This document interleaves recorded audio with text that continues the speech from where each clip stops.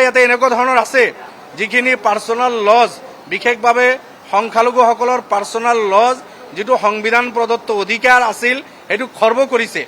গতিকে ভাৰতৰ সংবিধান কনষ্টিটিউশ্যনৰ লগত কণ্ট্ৰাডিক্ট কৰা বহুকেইটা ধাৰা আছে, যাৰ কাৰণে বিশেষভাৱে আমি অনুৰোধ কৰিছোঁ তেখেতক যে আপুনি এইটো ৰিভিউ কৰিব লাগে, ষ্টেক হোল্ডাৰসকলৰ লগত কথা বতৰা পাতি আপুনি এইটো উইথড্ৰ কৰক, যিহেতু আপোনাৰ এইটো UCC সংবিধান প্ৰদত্ত অধিকাৰ সংখ্যালঘুসকলৰ খৰ্ব কৰিছে বাৰু অন্যান্যসকলৰো খৰ্ব কৰিছে। এই এটা কথা আমি তেখেতক অনুৰোধ কৰিছোঁ। দ্বিতীয়তে ইলিগেল পুছবেক যিটো অসমত চলি আছে, আপোনালোকে দেখি আছে যে জেনুইন ভাৰতীয় নাগৰিকক ৰাতিৰ এন্ধাৰত উঠাই নি তেখেতসকলে নোমেন্স লেণ্ডত বাংলাদেশত তাতে পেলাই থৈছে। আমি দেখিছোঁ মুক্ত আকাশৰ তলত সৰু সৰু ল'ৰা ছোৱালী, বৃদ্ধ মহিলা তেখেতসকলে কেইবাদিন তাতে আছে। আৰু এইটো BBCৰ পৰা আৰম্ভ কৰি বিভিন্ন সংবাদ মাধ্যমে গোটেই বিশ্ববাসীক কিন্তু এই কথাটো উদঙাইছে।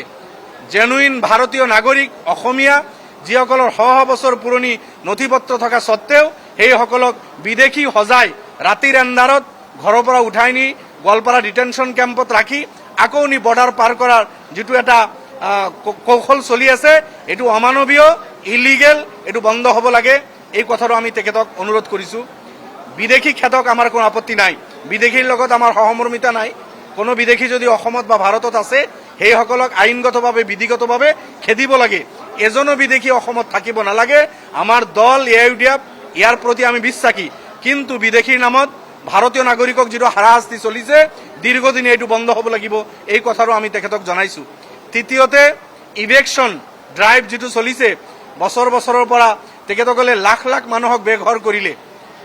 অসমীয়া মানুহ, ভাৰতীয় মানুহ, দুখীয়া মানুহ, লেণ্ডলেছ মানুহ সেইসকলৰ মাটি নথকাৰ কাৰণে হয়তো চৰকাৰী মাটিত ভূমিত তেখেতসকলে ঘৰ বাৰী সজাইছিল। গোটেই জীৱনজোৰা অৰ্থৰে সজোৱা তেখেতসকলৰ সেই সপোনৰ ঘৰটো ভাঙি দিছে। তেখেতসকলৰ ল'ৰা ছোৱালী আজি বিদ্যালয়ত যাব পৰা নাই। বহুত বৃদ্ধ মহিলা তিৰপালৰ তলত জীৱন যাপন কৰি আছে। এইসকল ভাৰতীয় অসমীয়া, চৰকাৰ এটাৰ দায়িত্ব হ'ল, প্ৰাইম ডিউটি হ'ল লেণ্ডলেছ মানুহক লেণ্ড এলট কৰি সংস্থাপনৰ ব্যৱস্থা কৰা। কিন্তু দুৰ্ভাগ্য, যোৱা 2-3টা বছৰ লাখ লাখ মানুহক বেঘৰ কৰিলে। সেইখিনিক সংস্থাপনৰ ব্যৱস্থা কৰিব লাগে আৰু অনাগত দিনতো যাতে এই ইলিগেল উচ্ছেদ নহয়। চৰকাৰী ভূমিত যদি কোনো মানুহ আছে, হিন্দু হওক মুছলমান হওক, লেণ্ডলেছ সেই অসমীয়া মানুহখিনিক সংস্থাপনৰ ব্যৱস্থা কৰি মাটিৰ পাট্টা দি তাৰ পিছত যদি চৰকাৰৰ প্ৰয়োজন পৰে চৰকাৰী মাটি খালী কৰক, আমাৰ ক'ব লগা নাই। এই কথাটো আমি তেখেতক অৱগত কৰিছোঁ।